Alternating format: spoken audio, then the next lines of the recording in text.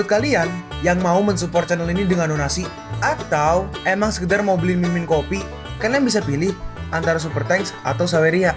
Gue sih nggak masalah kalian pilih yang mana. Cuma kalau bisa lewat Saweria aja. Soalnya kalau YouTube potongannya gede 30%. Kalau Saweria cuma 5%. Untuk link Saweria, kalian bisa klik aja di atas kanan nih, atau bisa cek di kolom deskripsi. Tapi kalau mau support, gak harus donasi kok. Dengan kalian nonton sampai habis dan memberikan like pada video ini, itu udah ngebantu banget buat support channel ini. Oh iya, kalian juga bisa join nih ke grup Telegram komunitas cerita manhwa yang baru. Untuk linknya, gue tampilin di layar ya. Tapi kalau malas ngetik, cek aja kolom deskripsi. Di sana, kalian bisa sharing nih topik seputar manhwa dan kawan-kawan, dan juga ketemu teman baru. Kalau mau info terbaru dari Mimin, misalnya upload kapan atau misalnya ada telat upload, Mimin pasti akan langsung infokan di Telegram. Makanya, jangan lupa join ya. Gak perlu berlama-lama lagi, kita mulai aja ceritanya.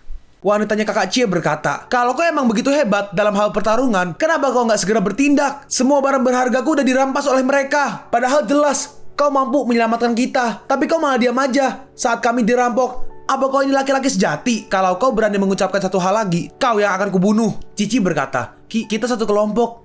Jangan ada konflik, wajar jika Wang Ling kesal. Setelah barang berharganya raib, Mona merespon, kekasihnya sendiri yang pengecut. Kenapa dia malah marah padaku? Brengsek, siapa yang kau sebut pengecut, ha? Tapi Mona mengabaikannya.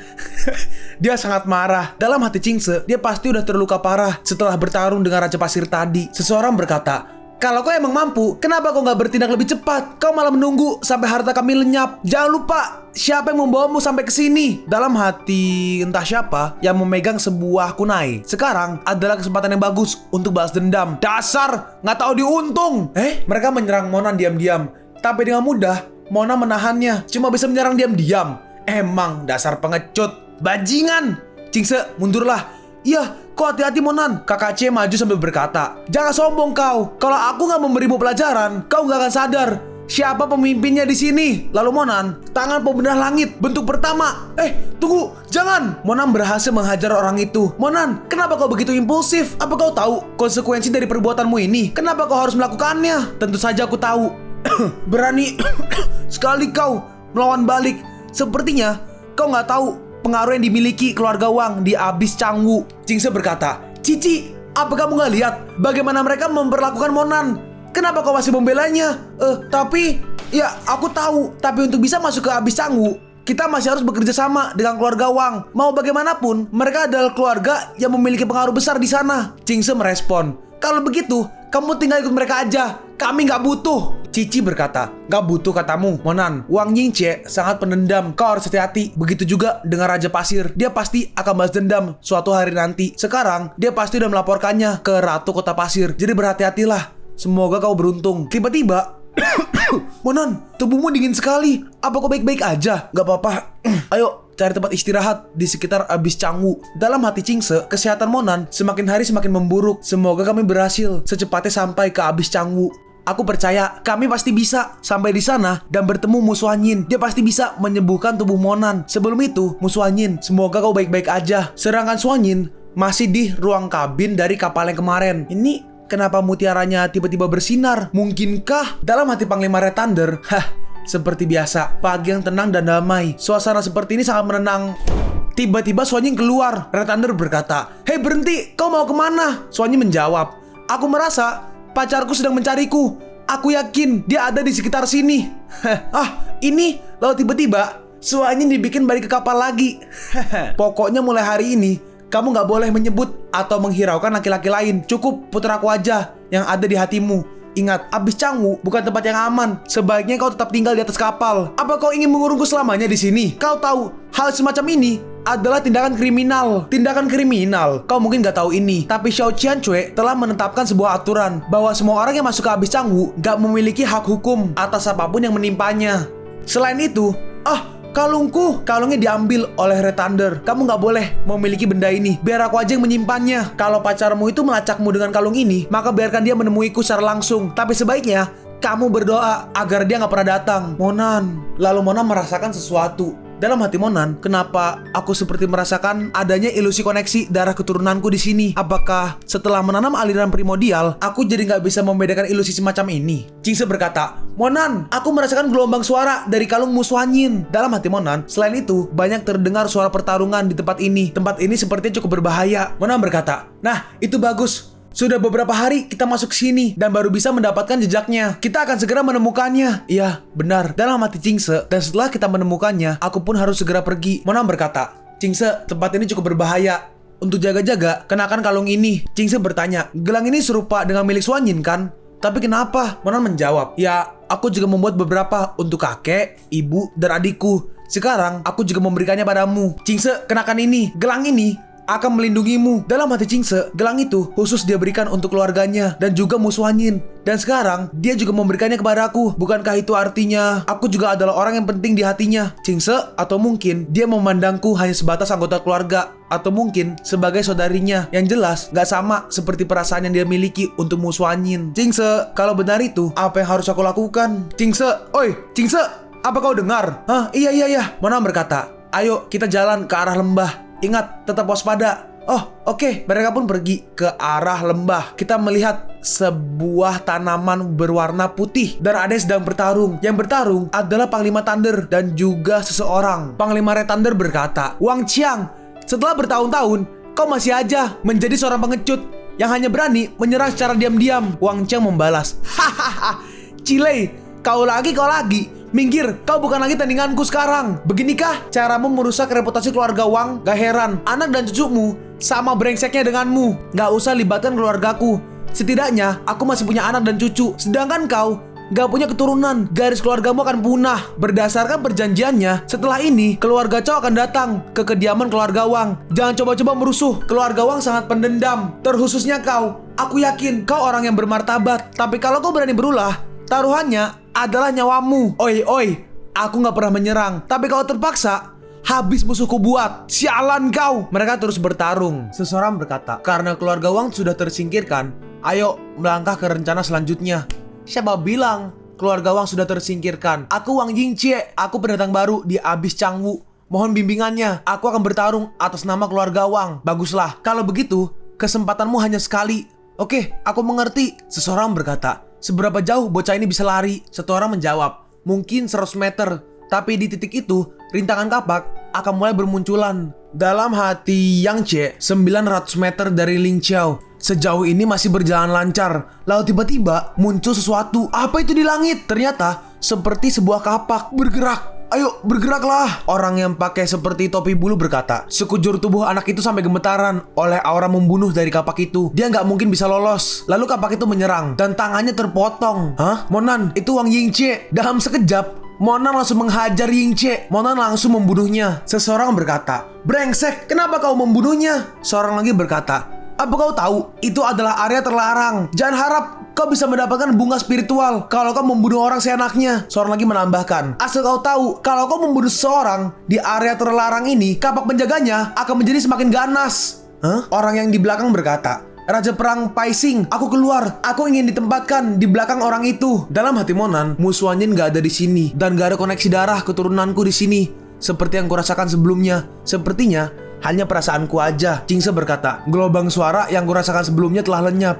Oh begitu. Lalu datang seseorang. Hei, kau tetap di situ. Kau dengar apa yang orang-orang itu katakan? Karena kau sudah melanggar aturan di area terlarang, kau harus masuk dan memetik bunga spiritual. Jingse bertanya, bunga spiritual? Iya, bunga itu disebut bunga Qingsheng. Karena kau membunuh seseorang di area terlarang, kapak penjaganya akan menjadi lebih ganas dengan kekuatan berlipat ganda. Kalau kau nggak mau maju untuk menghadapi kapak itu, mereka nggak akan membiarkanmu pergi. Dalam hati Monan, aura dari bunga Qingsheng ini sangatlah kuat. Dan Monan berkata, tapi jika aku berhasil mendapatkan bunganya, apakah bunga itu akan jadi milikku? Tentu saja. Bunga Qingsheng bukan milik siapa-siapa. Mereka yang ingin mendapatkannya bebas mencoba. Kami hanya akan memastikan semua orang menggunakan cara yang benar. Monan membalas, kalau begitu, aku setuju. Aku akan mengambilnya. Orang yang di kiri berkata, Shih, orang itu benar-benar nekat. Yang di kanan berkata, dia sama sekali nggak tahu apa yang dia lakukan. Dia pikir dia bisa mendapatkan bunga Qingsheng itu semudah itu. Saudara, Aku nggak peduli dendam seperti apa yang kau miliki untuk keluarga Wang. Tapi kalau kau ingin masuk ke lembah saat ini, kau harus punya alasan yang jelas. Monan berkata, aku mengerti, aku akan memetik bunga spiritual itu. Tapi tolong jaga dia, gak masalah. Monan, hati-hati, jangan khawatir. Aku akan baik-baik aja. Seorang berkata, menurut kalian seberapa jauh anak ini bisa masuk? Seorang menjawab, ya dia bisa membunuh anak dari keluarga Wang tadi dengan satu pukulan. Dia mungkin bisa masuk sejauh 200 meter lah. 200 meter. Sepertinya berlebihan. Paling-paling dia cuma bisa pergi sejauh 100 atau 150 meter. Lalu Monan langsung turun, langsung maju dia. Dan dia melihat bunganya. Firasatku benar. Bunga Qinsheng ini gak cuma memiliki aura untuk melelehkan es, tapi juga memiliki kesadaran spiritual yang kuat. Lalu Monan mulai jalan. Sisa 900 meter lagi sampai ke bunga Qinsheng. Asalkan aku bisa mendapatkan bunga Qinsheng ini, aku bisa menggunakan indera spiritual bunga itu untuk membuka indera spiritualku sendiri. Lalu setelah berjalan berapa lama, orang yang di kiri berkata, wah 100 meter lagi. Yang kanan berkata, kapak penjaganya akan datang. Monan, semoga kau baik-baik aja. Kapak ini bisa membelah lautan kesadaran. Kapaknya muncul, tapi meskipun kapak ini begitu kuat, dia masih terlalu lemah untuk bisa membelah kesadaran spiritualku. Tapi tetap aja, kapak ini membuatku kagum. Kapak ini emang memiliki kekuatan yang besar. Orang yang di kiri berkata, apa yang terjadi? Dia baik-baik aja. Yang di kanan berkata, padahal saat ini kapak itu udah berkali-kali lipat lebih kuat dari sebelumnya. Tapi kenapa dia masih baik-baik aja? Orang yang di belakang berkata, dia sangat kuat. Orang lain pasti udah terpenggal dari tadi. Aku berhasil menyerap aura kapaknya. Ini translate-nya apa sih? Sekarang tulisannya 400 meter lagi. Berarti tadi tuh baru jalan 100 meter. Terus berapa lama jalan? Sekarang sisa 400 meter lagi sampai ke bunga Qinsheng. Sekarang tersisa 400 meter lagi. Dan sekarang muncul 2 kapak. Oh, ada 2 kapak penjaga kali ini. Rasakan ini. Kapak itu menyerang, tapi Monan berhasil menahannya. Dia emang sangat berbakat. Dia masih sanggup bertahan sampai ke titik ini. Seorang lagi menambahkan, iya, padahal kapak itu bukan kapak biasa. Belum ada yang bisa bertahan sampai sejauh ini. Tapi konon katanya dulu, lembah ini terbentuk dari sabetan kapak leluhur keluarga Wuqi saat sedang bertarung dengan orang asing dari Xushan. Dan sampai sekarang, manifestasi energi dari kapak itu masih bertahan dan menjaga kapak ini. Di lembah ini, semakin jauh masuk ke dalam, semakin kuat pula kapak yang akan menghadang. Kebanyakan orang gak bisa bertahan, bahkan di setengah perjalanan dan mati seketika. Monan, keluarlah dengan selamat. Jangan sampai terluka. Lihat itu, 2 orang yang sejak tadi bertarung di sekitar lembah mulai terlihat lagi. Wang Qiang, kau masih aja bertarung. Apa kau nggak tahu cucumu sudah dibunuh? Apa? Ini? Aceh, cucuku. Siapa yang berani melakukan ini? Red Thunder berkata. Hahaha, kematian yang sangat tragis. Siapa yang melakukannya? Aku ingin berterima kasih padanya. Kau bar. Wah, aura membunuh yang sangat tajam. Aku harus mendapatkannya. Sekarang tersisa 100 meter lagi dari bunga Qinsheng. Dan kali ini kapaknya Tuaga 4, 6, 9, 10 Tuaga 4, 15 kapaknya. Sini, datanglah padaku. Orang yang di kiri berkata, ya ampun, rintangan macam apa ini? Yang di kanan berkata, siapa yang bisa mendapatkan bunga itu kalau seperti ini? Kapak itu mulai menyerang satu persatu, tapi Monan dengan mudah menghindarinya. Hah, dapat. Dengan mudah Monan mendapatkan bunganya. Lalu Monan mulai menyerap bunga itu kali ya. Ini emang luar biasa. Lalu tiba-tiba si kepala keluarga Wang datang. Hei, kau brengsek, letakkan bunga itu milik keluarga Wang. Sedangkan Panglima Thunder mengejarnya. Hei, kau mau kabur? Orang yang di kiri berkata, kenapa Wang Qiang gak memotongnya dengan kapaknya? Orang yang di kanan berkata, bunga Qinshengnya sudah dipetik, kapak-kapak penjaga itu lenyap. Lalu para kultivator juga mulai turun. Apalagi yang kalian tunggu? Ambil! Ayo, siapa yang melihatnya lebih dulu, dia yang akan mendapatnya. Berani-beraninya kalian mencoba mencuri milik keluarga Wang. Mati sana! Dengan satu serangan, satu orang itu langsung tumbang oleh kepala keluarga Wang. Seseorang berkata, ya ampun, itu adalah teknik telapak hitam khas keluarga Wang. Kalau kau terkena serangan itu, kultivasimu akan hancur. Seorang lagi berkata, bahkan sekalipun kau selamat, kau nggak akan bisa lagi mengumpulkan Qi untuk berkultivasi. Yaudah sana, ambil aja bunga itu. Ayo semua, mundur. Dasar segerombolan pengecut, kau cepat serahkan bunga Qinsheng itu. Wang Qiang melanjutkan. Baru inget Mimin, namanya Wang Qiang. Wang Qiang melanjutkan, ada apa? Ingin melawan? Kau pikir kau bisa mengalahkanku? Kemari kau! Wang Qiang menyerang, tapi Monan menyerang balik. Kita lihat seberapa lama kau mampu bertahan. Tapi ternyata Monan menyerang dari atas. Wang Qiang terkena serangannya. Monan berkata, buat apa aku membagi-bagi barangku? Wang Qiang berkata, barang milikmu itu adalah milik keluarga Wang. Kau membunuh Wang Yingche dan mencuri bunga Qinsheng. Bunga itu adalah milik keluarga Wang. Panglima Red Thunder berkata, jangan dengarkan dia. Keluarga Wang emang sering mengaku-ngaku, gak tahu malu mereka. Wang Qiang merespon, "Jangan bicara macam-macam soal keluarga Wang. Bukan urusanmu. Keluarga Wang mau berbuat apa?" Dalam hati Monan, orang itu kenapa rasanya nggak asing? Cucumu baru aja mati dan kau malah sibuk mengurusi bunga itu. Dasar. Dalam hati Monan, mungkinkah dia adalah ayahku yang telah lama hilang? Enggak, ayahku gak mengerti caranya berkultivasi. Sedangkan orang ini memiliki level kultivasi yang sangat tinggi. Seseorang berkata, "Nah, kusarankan kau untuk menyerahkan bunga itu padaku. Kalau tidak, kami punya banyak waktu untuk bermain-main denganmu di sini." Seorang lagi menambahkan, "Tapi asal kau peringatkan, itu akan jadi pilihan terburuk." Oh iya, kalau nggak salah, dia membawa seorang gadis bersamanya. Mana dia? Cepat bawa ke sini. Iya cepat, bawa dia ke sini. Kalian pikir kapak penjaga itu ada di sini untuk menjaga bunga ini? Hah, jangan bacot. Cepat serahkan bunga cincang itu. Kalau kau ingin pergi hidup-hidup, kalau begitu akan kutunjukkan apa yang sebenarnya kapak penjaga lindungi itu. Lalu Monan memukul tembok batunya dan itu mulai retak. Lalu tiba-tiba itu sebuah pedang. Aduh, suara apa ini? Bising sekali. Bagaimana bisa ada pedang dalam tebing itu? Mungkinkah sebenarnya para leluhur keluarga Qi memasang kapak penjaga bukan untuk melindungi bunga Qingsheng, melainkan untuk mencegah orang-orang mendekati pedang itu? Aduh, kenapa kau mengeluarkannya? Gimana? Nih, ambil kalau mau. Hei, jangan sok kau. Lalu Wang Qiang lompat dan dia mengambilnya. Pedang ini mulai sekarang milik keluarga Wang. Tanganmu. Lalu pedangnya dilepas. Ah, tanganku. Pedangnya bergerak sendiri. Ayo, pergi dari sini. Menghindar. Jangan sampai menyentuhnya. Lalu pedang itu pergi ke arah Monan. Lalu Qingse memainkan zithernya. Monan, ayo pergi. Hei, mereka mau kabur. Tangkap gadis itu. Dia nggak akan meninggalkannya. Oke, ayo pergi. Lalu Monan seperti biasa sat cabut. Tapi ternyata pedangnya masih mengejar. Itu ada sungai di sebelah sana. Kita akan melompat. Hah? Apa? Jangan. Mereka pun langsung lompat ke sungai. Udah gak mengejar kita lagi. Pedang itu pasti mengincar orang-orang di sana sekarang. Yah, jangan lihat. Monan berkata, "Maaf, aku lupa kalau kamu gak tahu caranya menggunakan aura tubuh untuk menghindari air." Lalu Monan mengeluarkan sebuah baju. "Nih, bajumu. Aku akan berkeliling. Siapa tahu ada orang di dekat sini." Iya, Monan berkata, "Keluarlah."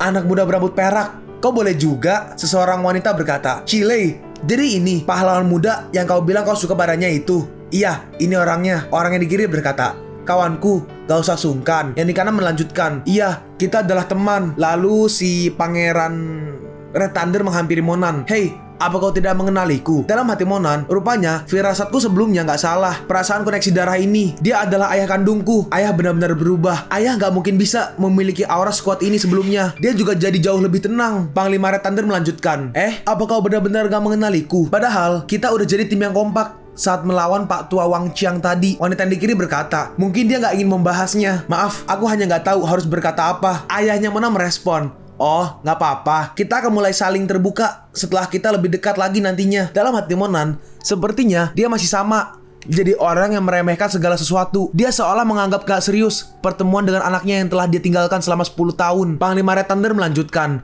"Maaf, gak bisa menyambutmu dengan baik. Kami ingin mengundangmu untuk bergabung dengan keluarga kami." "Hah? Keluarga kalian?" "Benar. Di Abyss Cangwu, keluarga Cao kami adalah salah satu dari klan terkuat. Sekarang, karena kau sudah terlibat konflik dengan keluarga Wang, kau memerlukan klan kuat sebagai benteng." Dalam hati Monan, keluarga Cao adalah keluarga kakek. Jadi sekarang, ayah benar-benar bekerja untuk kakek. Terlebih lagi, gerbang ilusi akan segera dibuka. Kalau kau bergabung dengan kami, kau bisa meraup keuntungannya. Dalam hati Monan, kalau kau emang sekuat ini sekarang dan memiliki keluarga yang kuat, kenapa kau harus membiarkan kakek, ibu, dan adikku sengsara? Keluarga nomor 1 di Cina, keluarga Cao itu ya? Sepertinya kau sudah mengetahui beberapa hal mengenai keluarga Cao. Yap, keluarga Cao emang keluarga yang terhebat di atas yang terhebat. Oh iya, Cao-nya beda ya.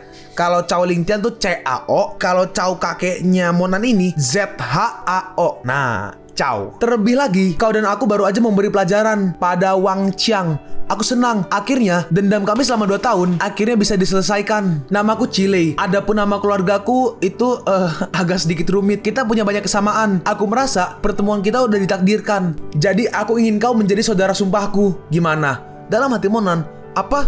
Saudara sumpah? Dengan ayahku sendiri? Wah, selamat Kak Chile. Kau beruntung sekali bisa bertemu dengan pemuda berbakat seperti dirinya. Aku benar-benar merasakan kecocokan denganmu. Itu sebabnya aku sampai gak tahan ingin menjadikanmu saudaraku. Oh iya, saudaraku, aku masih belum tahu namamu. Dalam hati Monan, kalau aku bilang aku adalah anakmu, takutnya kau akan terkejut sampai setengah mati. Monan merespon, "Gak, jangan panggil aku saudaramu." Wanita yang di kiri berkata, Dasar nggak tahu berterima kasih. Chile menganggapmu sebagai saudara karena dia begitu menghargaimu. Mendengar itu Monan lebih kesal lagi. Seseorang berkata, udah, tolong jangan diteruskan. Panglima Red Thunder atau ayahnya Monan berkata, adik, apa kau bisa memberitahuku kenapa kau menolaknya? Nggak ada. Sebenarnya ada apa dengan adik ini? Kenapa sikapnya tiba-tiba berubah? Entah. Ya sudahlah. Mau bagaimana lagi?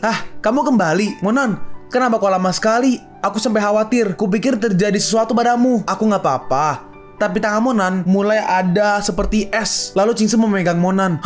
Tubuhnya dingin sekali. Monan, kau kenapa? Jangan membuatku takut. Monan, tolong. Katakan sesuatu. Dalam hati Monan, apakah ini alasan kenapa ayah nggak pulang selama bertahun-tahun? Karena udah ada wanita lain di sisinya. Apakah dia adalah ayahku yang sama dengan yang sebelumnya, yang aku mati-matian mencoba mencarinya? Monan, kau begitu khawatir pada Suanyin. Tenanglah, kita pasti akan segera menemukannya. Dia pasti ada di abis Changwu. Suanyin, oh iya benar, Suanyin. Kau benar. Kita kemari untuk mencari Suanyin. Setelah kita menemukannya, kita akan langsung keluar dari sini bersama-sama. Iya, ya ampun. Aku pikir terjadi sesuatu padamu. Kalau kau sampai kenapa-napa, apa yang harus kulakukan? Aku nggak apa-apa, udah, cup.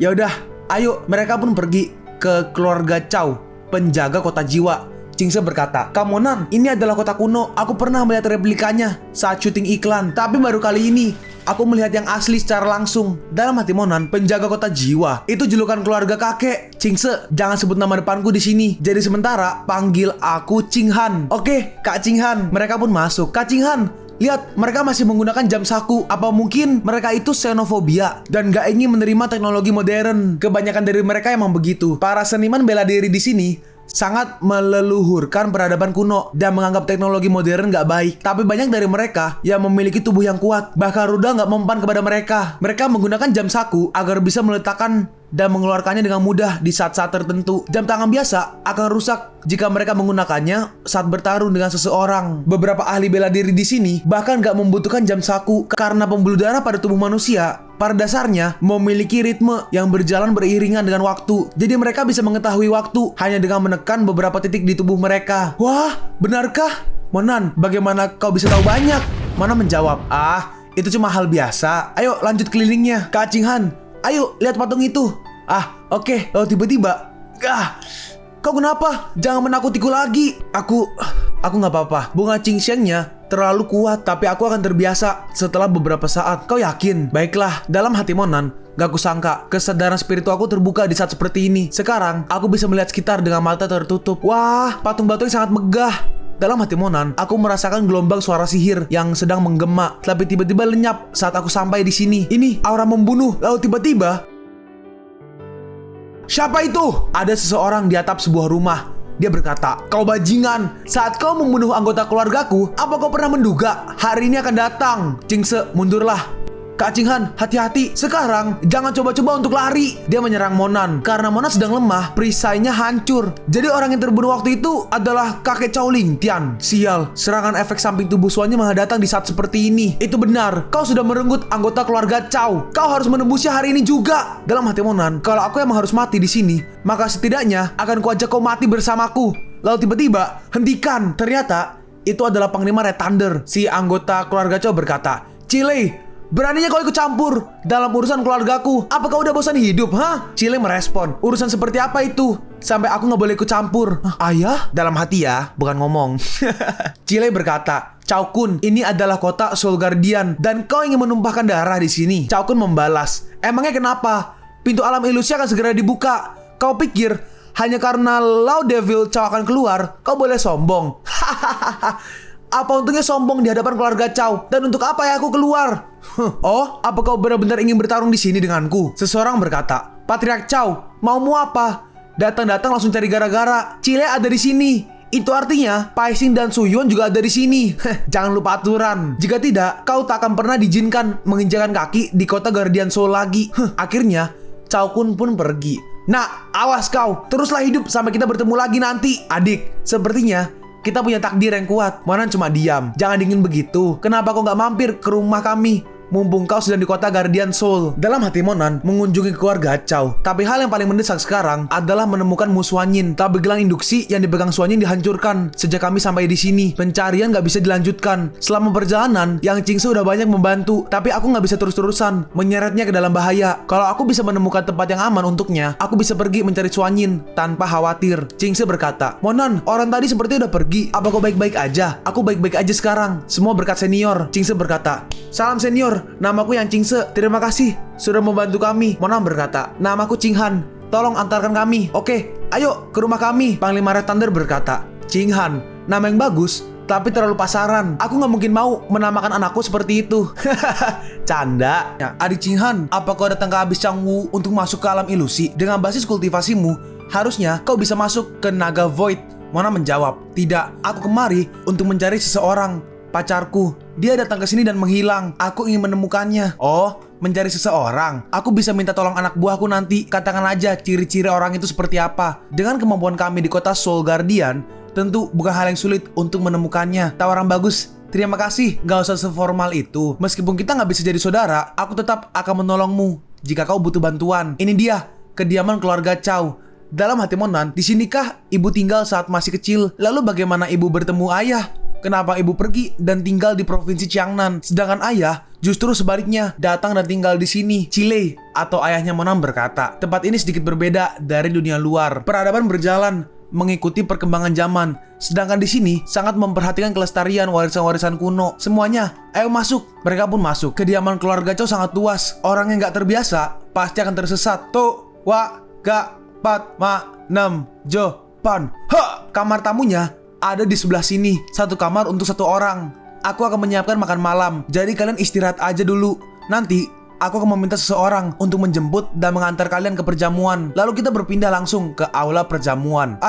Biar ku perkenalkan. Ini Qinghan. Garis cantik di sampingnya adalah Yang Qingse. Dan ini adalah Anlan. Dalam hati Anlan, kenapa anak laki-laki ini menatapku seperti itu? Apa dia ada masalah? Dalam hati Monan, apakah wanita ini yang membuat ayahku sampai meninggalkan istri dan anaknya? Chile melanjutkan, yang ini adalah Su Yuan. Kau pasti udah bertemu dengannya sebelumnya.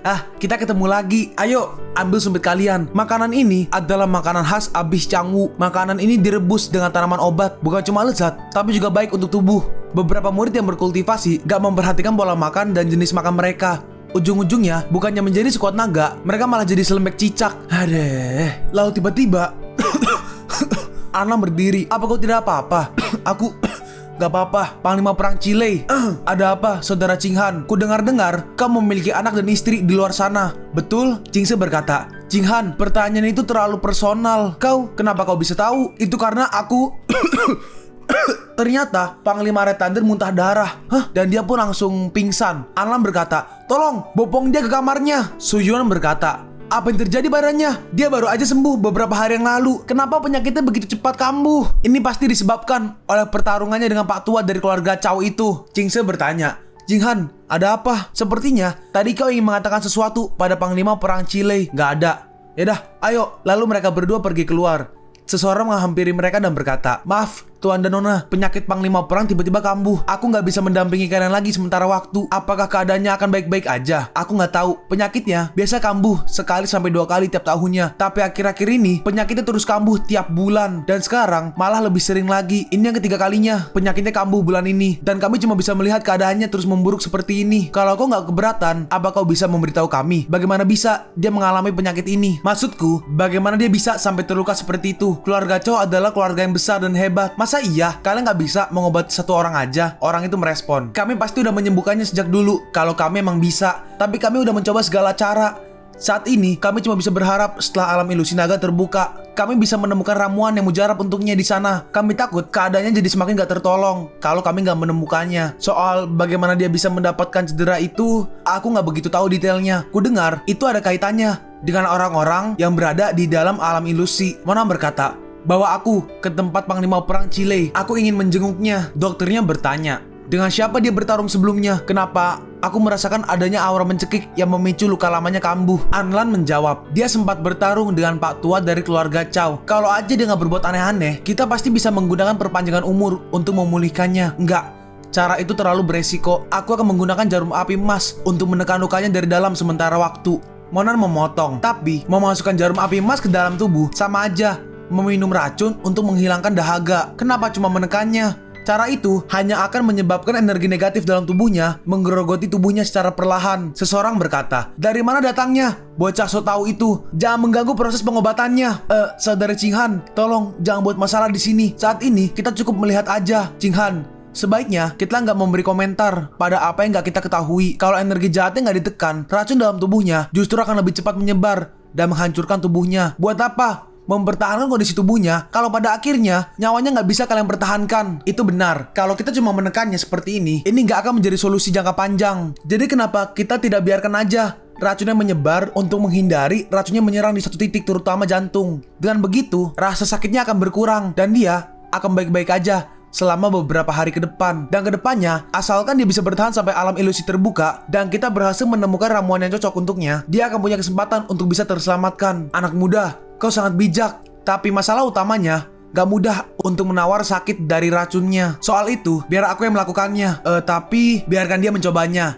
Chile sangat mempercayainya, maka aku juga akan percaya padanya. Lalu Monan memulai pengobatannya. Dalam hati Monan, ini racun, luka spiritual, dan kutukan lainnya. Semua ini sudah seperti binatang buas yang mengamuk dan mencoba keluar dari kandangnya. Inikah siksaan yang berusaha terus kau lawan selama bertahun-tahun? Berikan jarumnya. Dengan jarum itu, Monan memulai menusuk-nusuk kayak aku puntur lah. Dalam hati Monan, aku butuh setidaknya 3 jam untuk melakukannya. Monan berkata, aku sudah menstabilkan kondisi tubuhnya, tapi aku butuh ramuan untuk pengobatan lebih lanjut. Baik, seseorang datang dan berkata, Tuan Cinghan, nyonya kami dengar kemampuan pengobatanmu yang luar biasa itu dan ingin bertemu denganmu. Oh, oke, baiklah, antarkan aku ke sana. Tuan Jinghan, nyonya kami menunggumu di dalam. Di dalam ternyata adalah seorang nenek-nenek. Dia berkata, "Apa kau anak muda yang menyelamatkan nyawa menantuku? Terima kasih banyak." Tapi saat dilihat, tunggu, apakah kau Shonan? Dalam hati Monan, bagaimana nenek bisa mengenaliku? Nyonya, apakah Anda nggak salah? Padahal aku belum pernah bertemu dengan nenekku di kehidupan sebelumnya maupun di kehidupan ini. Gak mungkin salah. Matamu, wajahmu sangat mirip dengan ibumu saat masih kecil. Neneknya berkata, "Terakhir kali aku menggendongmu, kau masih berumur 1 tahun. Dan sekarang kau udah sebesar ini. Sini, duduklah, ceritakan bagaimana kabar ibumu. Ibu baik-baik aja. Apa dia datang bersamamu?" Apa yang aku pikirkan? Ibumu gak mungkin kembali. Nenek, sebenarnya apa yang terjadi? Sepertinya kau udah sangat penasaran. Kalau begitu, kita harus mulai dari awal. Dalam hati Cingse, ini adalah masalah keluarga Monan. Haruskah aku... Nenek boleh langsung bicara. Aku jamin, dia bisa dipercaya. Nenek paham.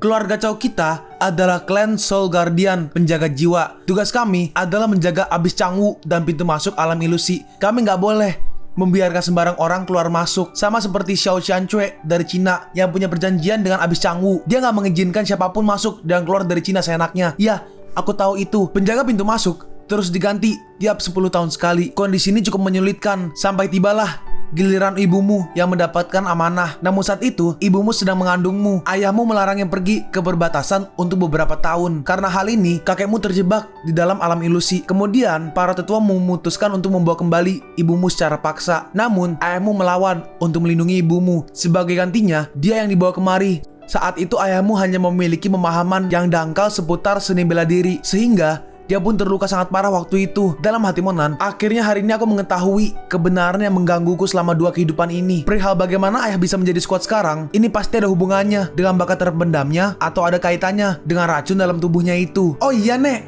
ada apa? Lalu apa hubungannya ayah Monan dengan wanita bernama Anlan itu? Nah, bagus Cingse. Oh, kalian pasti punya kecurigaan terhadap mereka ya?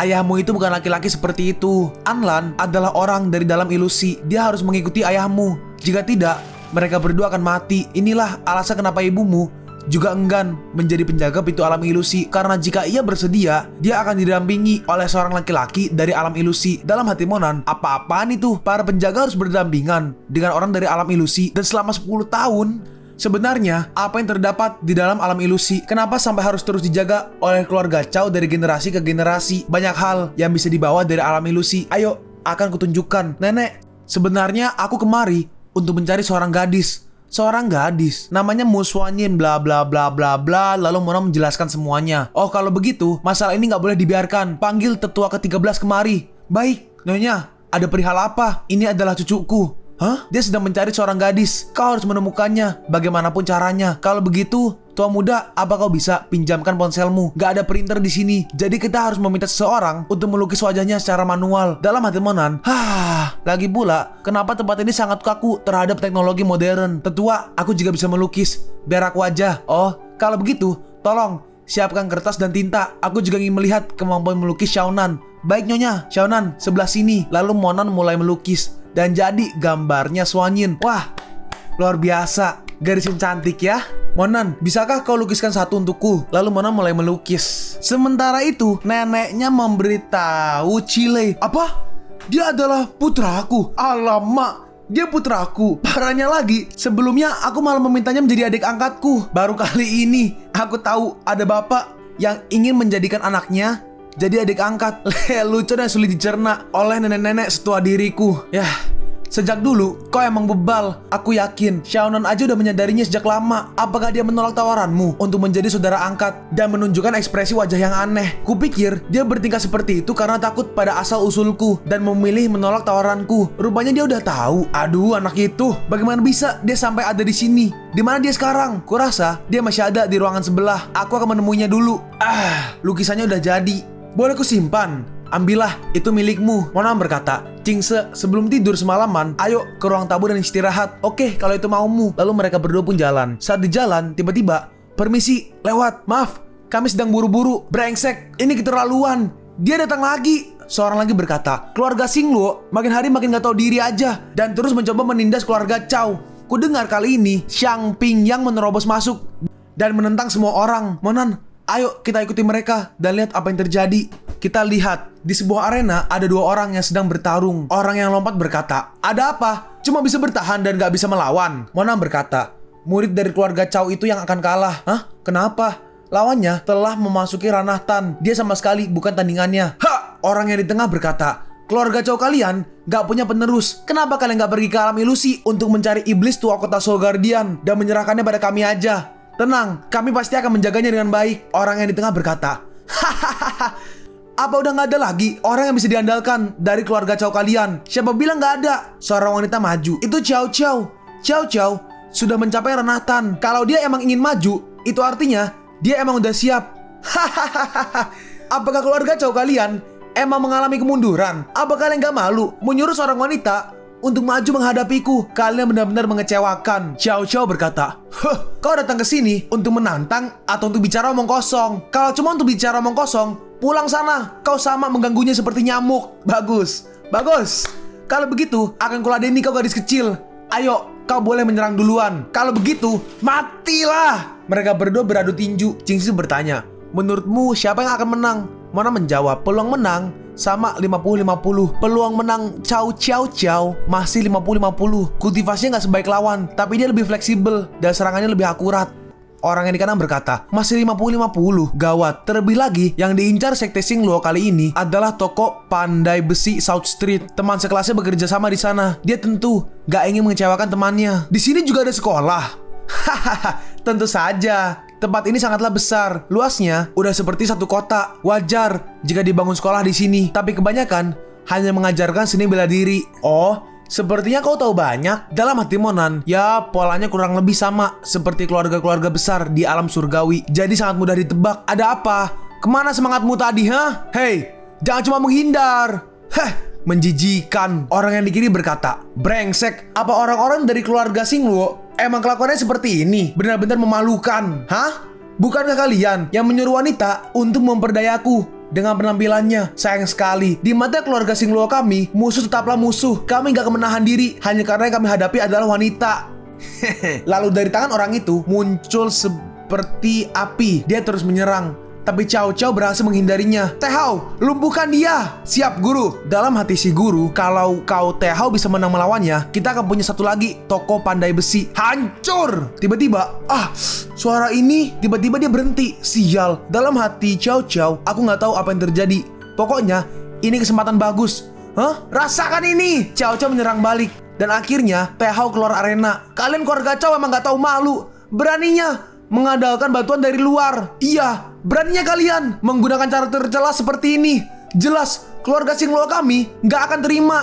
Oi keluarga Chow, coba jelaskan apa mau kalian. Iya, coba jelaskan. Apa? Keluarga Xingluo kalian lah yang biadab. Bisa-bisanya protes saat sudah kalah. Benar itu benar. Apa keluarga kalian emang sebegitunya nggak bisa menerima kekalahan? Kalau iya, jangan datang ke sini. Seseorang berkata, "Hei, kau yang di sana, bukankah teknik auman singamu tadi sangat kuat? Kalau begitu, maju sini. Aku ingin menantangmu." Orang yang rambut biru berkata, Pak, kau sudah mencapai ranah Tan. Sedangkan saudara Qing Han baru di ranah Cikang. Bagaimana bisa kau berani menantangnya? Lawan aku aja kalau berani. Pak melanjutkan, pokoknya dia. Aku ingin menantangnya. Kalau kau emang laki-laki, ayo naik. Kau kupersilahkan lancarkan 10 kali serangan padaku terlebih dahulu. Lalu tiba-tiba, siapa yang mau menantang anakku? Hah? Keluar sini. Lawan aku aja. Mana tadi? Maju, biar aku yang hadapi. Ayah, dalam hati si guru ini brengsek. Bukankah mereka bilang Panglima Perang Chile sedang sakit sampai gak mampu berdiri? Ada apa ini? Panglima Perang Chile? Apa kau bilang anakmu? Siapa? Bukannya Panglima Perang Chile Lajang? Bagaimana bisa dia punya anak? Tapi dari ucapannya tadi, Qing Han emang benar-benar anaknya. Dia adalah anakku. Nama aslinya adalah Monan. Dalam hati Qing Se, jadi rupanya Kak Monan dan Panglima Perang Chile adalah bapak dan anak. Chile berkata, Xingluo, kalau kau emang ingin bertarung, lawan aku. Kalau enggak, keluar dari sini. Hah, Chile, jangan sombong dulu. Patria kami akan segera kembali. Kami pasti akan datang lagi. Dah, yuk, ayo pergi. Lalu mereka mulai menghampiri Chile. Chile, apa dia emang anakmu? Chile, kau nggak sedang bercanda kan? Kau benar-benar punya anak. Seseorang berkata, Monan, selamat datang. Terima kasih atas bantuanmu barusan. Kalau tidak, sepupumu pasti udah dipermalukan. Salam sepupu. Tapi rambutnya Monan itu emang sedikit lebih tampan kalau warnanya dicat seperti ini. Chile berkata, kau datang kemari. Bagaimana kabar keluarga? Semuanya baik-baik aja. Sujuan berkata, kalian ini lucu. Masa reunian keluarga seperti ini? Emangnya nggak perlu privasi? Kalau begitu, ayo kita pulang dan mengobrol di rumah. Lalu mereka pun masuk. Sujuan melihat mereka berdua. Ya mereka emang sangat mirip. Chile bertanya, berapa usiamu sekarang? Kenapa kau memanjangkan rambut dan mewarnainya? Apa ibu gak menegurmu? Dalam hati Suyuan, Chile ini emang seperti ini dia. Bukannya khawatir pada anaknya saat baru bertemu kembali, dia malah menceramahinya. Rambut ini efek samping dari latihanku, tapi ini akan membaik dalam beberapa hari. Ayah adalah panglima perang di sini. Ayah pasti mengenal banyak orang. Aku sebenarnya datang ke sini untuk mencari kekasihku. Terakhir kali aku mendeteksi auranya di abis Canggu ini, tapi kemudian auranya memudar dan menghilang. Kakek menyuruhku untuk menemuimu jika ingin mencari seseorang. Kau adalah orang berpengaruh di sini dan punya jaringan luas. Apa kau bisa membantuku untuk menemukan kekasihku? Hah? Kekasih? Dasar, kupikir kau kemarin untuk mencariku. Kau nggak usah mencari kekasihmu itu. Aku sudah menyiapkan satu gadis untukmu. Aku jamin dia akan jadi pasangan yang bagus untukmu. Dia juga cantik. Jangan permainkan perasaanku. Aku hanya ingin kau membantuku menemukannya. Oke. Kita adalah keluarga. Kita bicarakan baik-baik. Gak usah meninggikan suara. Aku akan membantumu, tapi kau harus mendengar ucapanku. Aku sudah memutuskan pernikahanmu dengan gadis pilihanku. Aku juga berencana membawamu selama beberapa tahun. Karena kau udah di sini sekarang, aku akan segera mengatur pertemuan dan pernikahanmu dengan gadis itu supaya cepat beres. Apa? Paman Chile, kalian gak perlu buru-buru. Sekarang kita coba temukan dulu saudari Suanyin. Kak Mona sudah buang banyak tenaga untuk mencari saudari Suanyin sampai ke sini. Hah? Terlebih lagi, dia sedang terluka. Jadi tolong bantu dia. Nah, apa kamu nggak keberatan? Shauna punya dua kasih sekaligus. Apa? Ayah, tolonglah. Oke, aku akan membantumu mencarinya. Tapi kau harus juga ikut denganku menemui gadis pilihanku tadi. Agar kalau kau gak suka padanya, aku bisa membiarkannya pergi. Mona berkata, kekasihku itu namanya Suanyin. Dia mengenakan gelang seperti ini. Dalam hati Chile, gelang ini sepertinya gak asing. Sedangkan Suanyin, dia duduk di pinggir sebuah danau. Tiba-tiba, Suanyin! Kakek, bagaimana kabar Monan? Apakah pengurangan usianya udah terhenti? Apa dia masih hidup? Gak terjadi apapun padanya kan? Kakeknya menjawab, nih kakeknya. Oh iya, kakek Huangfu. Kakek Huangfu menjawab, jangan khawatir. Aku sudah memberikannya rumput spiritual itu padanya. Setelah dia menggunakannya, dia akan baik-baik aja. Tapi ku dengar, dia datang ke gurun untuk mencarimu. Mencariku. Jangan biarkan dia datang ke sini. Keluarga Chow terlalu kuat. Kalau dia datang kemari, Panglima perang itu pasti akan membunuhnya. Aku gak ingin dia mati. Tenang aja, aku akan cari cara untuk menghentikannya. Menurutku juga sebaiknya dia gak datang kemari. Ku dengar anak Panglima perang sudah kembali. Dia segera akan mengajak anaknya itu menemuimu. Suanyin, kau, iya, asalkan dia bisa tetap hidup, aku gak peduli apapun yang terjadi padaku. Tolong, jangan katakan padanya. Pastikan jangan sampai dia datang dan berurusan dengan keluarga Chow, terutama Panglima perang itu. Huangfu berkata, Panglima perang itu sudah mengatur pertemuanmu dengan anaknya malam ini. Malam ini? Baiklah, gak apa-apa. Lalu kita melihat sebuah tempat makan malam. ruang makan malam. Di situ ada neneknya Monan, ayahnya Monan, dan 4 kursi kosong. Lalu Suanyin datang. Huang Fu berkata, "Suanyin, duduklah di sana." Cile berkata, "Menantuku, kau datang juga. Duduklah, putraku akan datang sebentar lagi. Dia menyuruhku memberi kamu anggur spiritual ini. Katanya, rasanya sangat nikmat." Suanyin langsung meminumnya. "Anak muda, jangan minum banyak-banyak dulu, supaya saat cucuku datang, kau masih kuat minum bersamanya." Nah itu, putraku datang juga. Emang, jodoh gak kemana. Putra Panglima Perang Cile sudah datang. Melihat Monan, Huang Fu kaget. "Hah? Maaf. Xiaomu, bagaimana? Apa kau mau menikah dengan putraku? Kenapa kau membisu seperti itu? Kalau kau gak mau, putraku akan menikah dengan gadis lain." "Aku gak mau. Aku udah punya. Hah? Monan? Kenapa bisa jadi Monan? Mungkinkah karena aku terlalu merindukannya? Aku jadi berhalusinasi melihat wajahnya." "Suanyin, aku adalah putra Panglima Perang Cile." "Monan!" "Suanyin, terima kasih atas kerja kerasmu." "Monan!" Dan mereka minimal lihat situasi lah. Kalian pikir kami batu? Gak apa-apa. Namanya anak muda. Duduklah. Beberapa hal masih perlu diperjelas. Apa kau mau menikah dengan putraku? Kalau enggak, mau. Aku mau. Suanyin berkata, "Dasar kakek beruban. Jangan-jangan kau udah tahu sejak lama. Kenapa kau nggak bilang padaku?" Cile berkata, "Sekarang mereka berdua udah bersedia. Bagaimana menurutmu?" Tapi Huang Fu hanya diam. Nah, dua insan sudah terjalin kasih. Tentu, aku akan mendukung penuh mereka. Lalu neneknya memberikan Monan sesuatu. Dia berkata, "Ambil ini. Semoga kalian hidup langgeng dan bahagia." "Terima kasih, Nek. Kalau kalian terjadi pertengkaran dalam rumah tangga kalian harus saling mengerti satu sama lain. Jangan biarkan rumah tangga kalian hancur. Masalah hidup apapun yang akan kalian hadapi ke depannya, kalian harus memikulnya bersama. Aku mengerti, Nek." Nah, bagus. Aku tahu, kalian pasti punya hal yang perlu dibicarakan berdua. Meja makan ini untuk kami aja. Kalian pergilah dan lakukan apa yang kalian inginkan. Jingse berkata, Maaf Panglima Perang, aku pasti terlihat terlalu bersemangat." "Nah, malah bagus kalau kau bersemangat. Aku nggak mungkin mau mengganggu perasaan menantuku. Sana, pergilah. Jalan-jalan keluar saat malam hari merupakan satu hal yang bagus. Tapi ingat, jangan sampai keluar dari kota Guardian Soul. Dan cepatlah kembali." Iya, mereka berdua pun pergi. Jadi begini, alam ilusi akan segera dibuka. Sekarang, karena kita udah punya menantu, kita bisa bekerja sama dalam beberapa hal. Aku juga berpikiran begitu. Akan sangat luar biasa kalau kita bisa mendapatkan benda itu. "Oh, seleramu bagus juga." Sedangkan mereka berdua langsung jalan keluar. Suanyin berkata, "Kamonan, bagaimana kondisi tubuhmu? Apakah efek samping yang sebelumnya sudah mereda?" "Gak usah cemas soal itu. Untungnya, aku gak mati dengan mudah. Aku sudah mendapatkan cara untuk mengatasinya." "Kau ini dasar bodoh. Kenapa kau nekat sekali datang ke sini untuk mencari sebuah obat? Kalau kau gak bertemu ayahku, kira-kira hal buruk apa yang akan terjadi padamu?" Suanyin merespon, "Jahat sekali mengatakanku bodoh. Salahnya apa coba? Yang lebih dulu nekat menyerap efek samping pengurang masa hidup dari tubuhku. Artinya, kau lebih bodoh dariku." Iya, aku sangat bodoh. Dan kau sedikit bodoh." "Oh ya Monan, ngomong-ngomong, bagaimana bisa kau menemukanku? Apa kau datang sendirian?" Monan menjawab, "Sebenarnya aku ingin datang sendirian, tapi Jingse diam-diam mengikutiku. Tapi dengan bantuan teknik gelombang suaranya, aku berhasil melintasi gurun dan sampai di sini." Jingse, dia ikut bersamamu melintasi gurun?" "Dia nekat sekali." Lalu mereka berdua melihat sebuah kerumunan. "Ya, bagus. Terus, wah, ada pertunjukan apa di sana ramai-ramai?" Monan berkata, "Kau selalu heboh ya, seperti biasanya." Kelihatan nggak? Gimana?" Jingse diangkat Monan pakai satu tangan, strong gitu kan. "Dasar, mana bisa terlihat kalau dari sini, Karena sedikit lagi." Iya. "Nah, sekarang kiri terus. Kanan, agak ke kanan lagi. Yuk, mundur.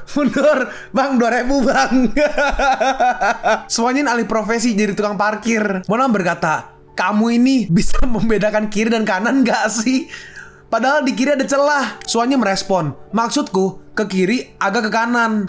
Emang cewek ribet. Sebenarnya ada pertunjukan macam apa sih? Nanti akan gue beritahu. Wah, hebat, keren. Yuk, keburu habis pertunjukannya. Hei, mau keripik kentang? Maulah, aku belum makan apapun dari tadi. Aku lapar. Enak. Semuanya diam di tempat. Brengsek, beraninya kalian mencuri dariku. Orang di kiri berkata, "Itu Yin Fukui." Dan yang lainnya, orang yang pakai baju coklat sama rambut hitam berkata, "Lagi-lagi orang brengsek itu. Entah siapa yang akan sial kali ini." Orang yang paling kanan berkata, "Pokoknya kau menurut aja. Kau nggak tahu siapa pemimpin mereka." Suanyin bertanya, "Monan, ada apa ini?" Monan menjawab, "Tenang, pokoknya jangan sampai terlibat." Orang yang tengah berkata, "Barang berhargaku telah dicuri. Dan pencuri itu lari ke arah sini. Aku melihatnya dengan mata kepalaku sendiri." Alah, rupanya masalah sepele. Ayo pergi. Tapi mereka berdua dipanggil. Woi, berhenti. Kenapa kalian pergi seenaknya?" Monan merespon, "Kami gak ada hubungannya dengan barangmu itu yang hilang." Hah? Intinya, Gak ada yang boleh pergi sebelum kami memastikannya sendiri. Berani sekali kalian semena-mena di sini. Apa kalian gak takut berurusan dengan keluarga Chow? Keluarga Chow? Emangnya siapa keluarga Chow itu? Benar. Emangnya siapa keluarga Chow itu, ha? Aku bisa melakukan apapun yang aku mau. Emangnya kau anggota keluarga Chow? Kalau iya, kenapa kau nggak panggil itu Chile dan Suyuan itu? Paising juga untuk keluar. Sini, biar ku tunggu. Dalam hati Monan, aku tahu kalau keluarga Chow itu ternyata nggak sekuat kedengarannya saat keluarga Sing Luo menantang mereka sebelumnya. Tapi nggak kusangka, di kota Seoul Guardian sendiri, bahkan orang seperti Yin Fukui bisa menganggap remeh keluarga Chow. Bos, aku hafal semua anggota keluarga Chow. Laki-laki dan gadis ini bukan anggota keluarga Chow. Bos, gadis ini sangat cantik. Ya, aku tahu. Gadis ini, dia yang mencuri barang berhargaku. Gadis kecil, berani sekali kau mencuri dariku. Cepat, bawa dia ke kamarku. Aku akan menggeledah. Waduh, gadis itu dalam bahaya. Yang di kanan berkata, iya, gadis cantik itu sangat disayangkan kalau dinodai oleh binatang-binatang bajingan ini. Siapapun yang berani menyentuhnya akan kubunuh. Berani juga kau berlagak di wilayah kekuasaanku. Semuanya, bunuh laki-laki ini dan bawa gadis itu. Lalu mereka semua langsung maju. Dan Monan dengan mudah membantai mereka semua. Bagaimana bisa? Akhirnya dia sendiri yang maju. Beraninya kau melawan? Apa kau udah bosan hidup? Monan berhasil menghindarinya. Monan menyerang balik, tapi ternyata orang itu nggak mati. Oh, baru punya sedikit kemampuan, kau udah bisa sombong ya? Mau macam-macam denganku? Berani sekali kau macam-macam dengan kami. Cepat, bunuh dia. Monan berkata, oh, belum mati juga. Gak kusangka seranganku akan selemah ini. 9 pukulan surgawi hanya bisa membuatnya terluka. Kalau begitu, coba yang satu ini. Sepertinya kau punya banyak senjata artefak. Serahkan semuanya padaku, atau kau akan mati. Orang itu pun menyerang. Dia menyerang, tapi Monan seperti bayangan. Dia menghilang, dan dalam sekejap dia berhasil menyerang orang itu. Dan orang itu kepalanya langsung terpenggal. Lebih tepatnya hilang sih, bukan kepenggal lagi. Kepalanya nggak ada. Bos, orang yang di kiri berkata, kampret, beraninya kau membunuh bos kami. Awas kau ya. Yang di kanan berkata, keluarga Yin gak akan pernah melepaskanmu. Kami akan segera melaporkan ini pada patria keluarga kami. Kamonan, aku gak apa-apa. Udah, ayo kembali. Oke, mereka berdua pun pergi. Oh, jadi mereka dari keluarga Chow. Anggota keluarga Chow berani membunuh orang. Sejak kapan mereka seberani ini? Orang yang di kanan berkata, tetap aja, keluarga Chow yang sekarang udah sangat lembek. Lihat aja, keluarga Chow, keluarga Yin, dan keluarga Sing Luo akan segera datang untuk menuntut balas dendam. Mereka berdua pun sampai di rumah. Monan, kenapa kau bisa jadi seperti ini? Kau berdarah. Apa yang terjadi padamu? Iya, siapa yang berani merundungmu? Monan, apa yang terjadi? Ayah, sial. Emang keluarga tukang buat onar. Awas, kalau mereka berani datang lagi, akan kubuat mereka menyesal seumur hidup. Dilihat dari cara main keluarga Yin, mereka pasti akan datang lagi untuk balas dendam dan menantang kalangan anak muda kita. Kalau kita sesepuh ikut campur, aku khawatir perang di antar keluarga akan pecah. Orang yang di kanan berkata, terlebih lagi, seperti yang kita tahu, mereka sudah bersengkongkol untuk merobohkan keluarga Chow kita. Ini akan jadi masalah yang sulit. Xiao Chow berkata, apanya? Mereka berani melukai sepupuku. Aku akan bertarung untuk sepupuku. Pokoknya yang paling penting sekarang adalah menyembuhkan luka Monan. Kalian boleh pergi duluan. Baik, Monan. Cepat sembuh ya, Monan. Jangan khawatir, meskipun kultivasimu rendah, aku dengan seluruh kekuatanku akan menjadi tamengmu. Terima kasih atas perhatian kalian. Jangan khawatir, aku akan merawat lukaku dengan baik. Dalam hati Monan, setelah aku pulih, aku pasti akan menegakkan keadilan atas penindasan yang dirasakan keluarga Chow selama bertahun-tahun. Lalu Monan pergi ke kamarnya untuk mungkin memulihkan diri lah. Tiba-tiba, Kak Monan berkata, aku baik-baik aja, jangan khawatir.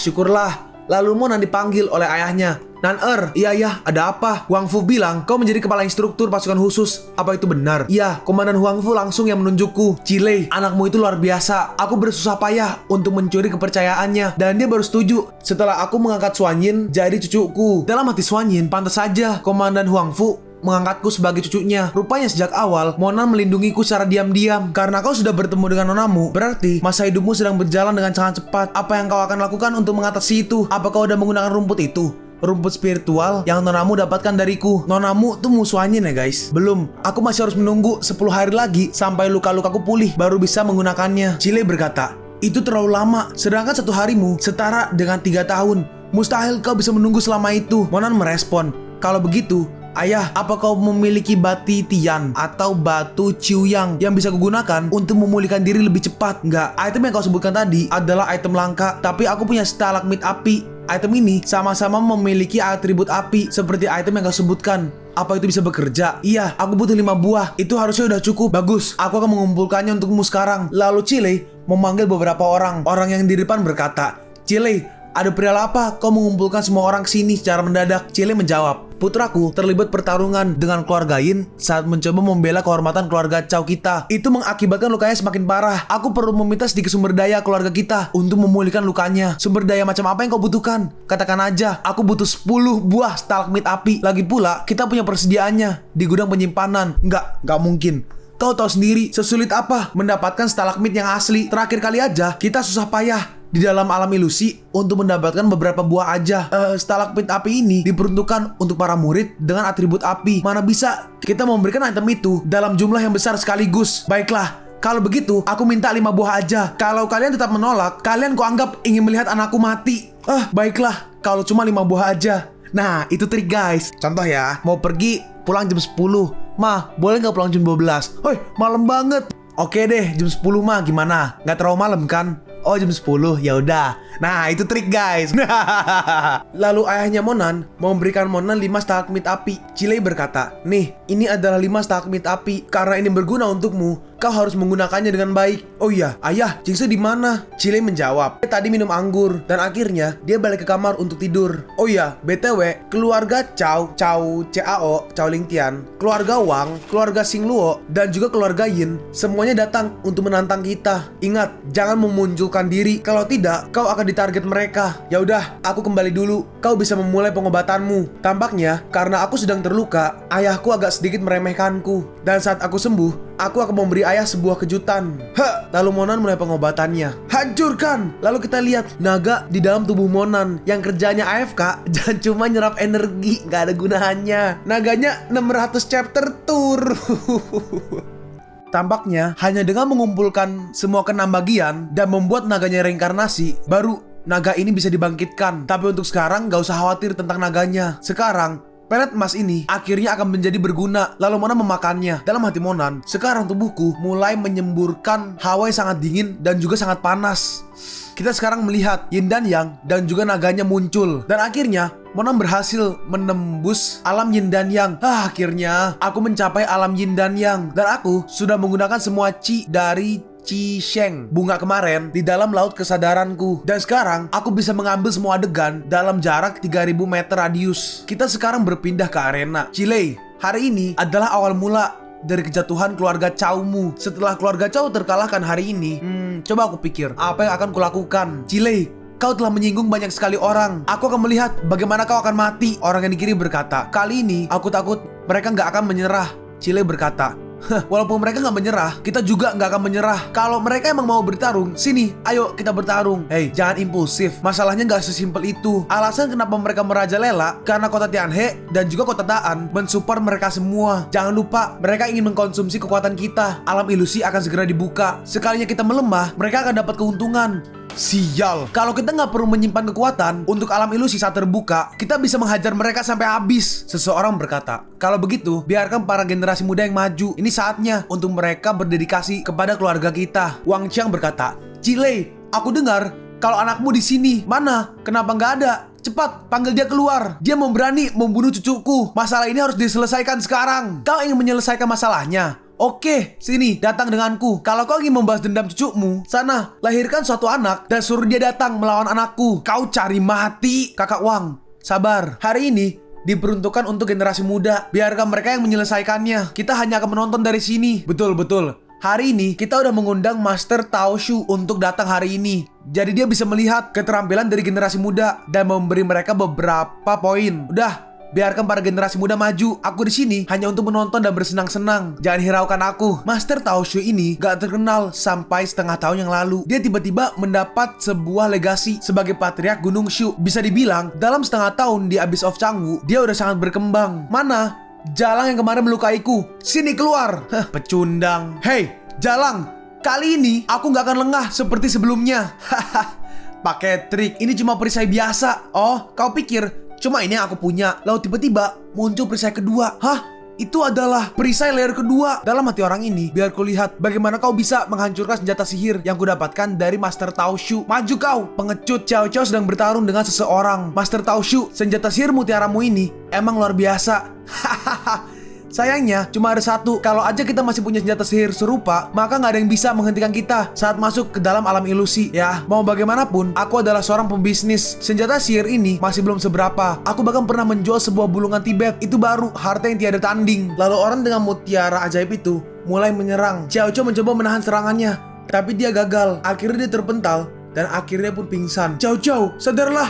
Cepat, bawa dia pulang. Baik, Cao Te Hao, akan kubunuh kau. Hahaha. Kau hanyalah orang luar.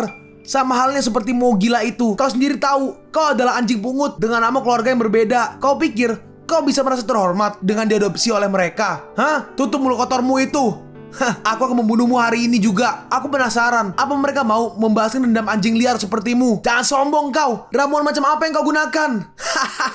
Tanyakan itu nanti di neraka. Brengsek. Tapi nggak akan kubiarkan ini berakhir dengan cepat. Lalu mereka mulai bertarung dan akhirnya si rambut biru terhempas. Sialan, aku masih sanggup bertarung. Bagus kalau kau masih bisa bertarung, karena ini masih belum berakhir. Si rambut biru dihajar terus. Kira dia pun kalah. Keluarga Cao, apa kalian masih punya orang yang bisa meladeniku? Hahaha. Udah kuduga, keluarga yang katanya terbesar dan paling berpengaruh sama sekali nggak ada apa-apanya. Keluarga Cao, mulai sekarang sampai seterusnya, bagian selatan kota Guardian Soul jadi milik kami. Omong kosong. Trik macam apa yang kalian gunakan? Jangan ceroboh. Seperti yang ku bilang, masalah hari ini hanya boleh diselesaikan oleh anak muda kita.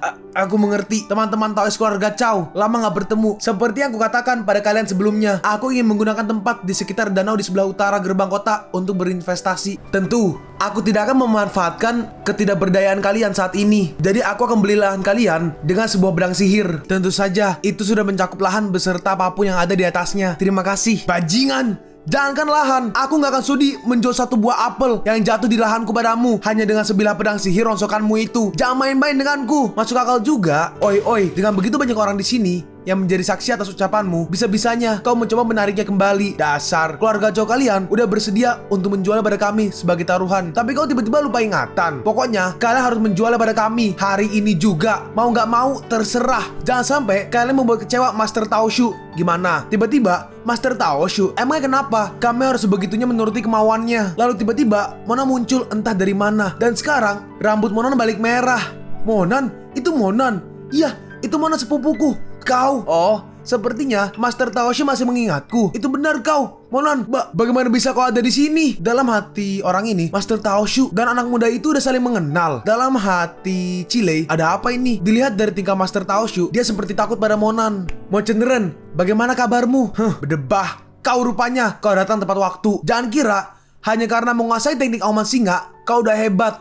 Lihat, teknik pelindung berlapis milikku ini akan kutunjukkan padamu seperti apa keputusasaan. Ya ampun. Jangan kira aku yang sekarang masih seperti kucing demam. Kalau kalian emang ingin balas dendam, kalian maju aja sekaligus semua. Karena kalau kalian gak mau melakukannya sekarang, kalian gak akan punya kesempatan lagi nanti. Brengsek, berani sekali kau mengabaikanku. Kubunuh kau. Dia menyerang, tapi dengan mudah Mona menghindarinya. Cuma segitu aja. Hari ini akan kuajarkan padamu. Lalu Monan memanggil petir seperti biasa. Wan Fa Hua Tianlei. Waduh, nama karakter sebelah. Akan kutunjukkan padamu kekuatan yang layak dipamerkan. Ini apa-apaan ini? Hanya dengan satu serangan aja, pelindungku langsung retak. Gak cuma retak, ternyata juga tembus. Dan dia terkena petirnya. Hah? Ini teknik macam apa ini? Terlihat seperti mengendalikan kilatan petir sebagai cambuk. Benar-benar mengerikan. Mo Chenren, tolong ampuni nyawaku. Monan berkata, sepertinya kau udah melupakan sumpahmu. Dulu kau sudah bersumpah untuk menjauh sejauh ratusan mil dariku dan gak akan pernah menunjukkan diri lagi di hadapanku. Tapi seperti kau udah lupa. Master Mo, tolong ampuni aku. Kalau aja aku tahu kau juga berada di habis canggu, aku gak akan berani datang ke sini. Mo Chenren,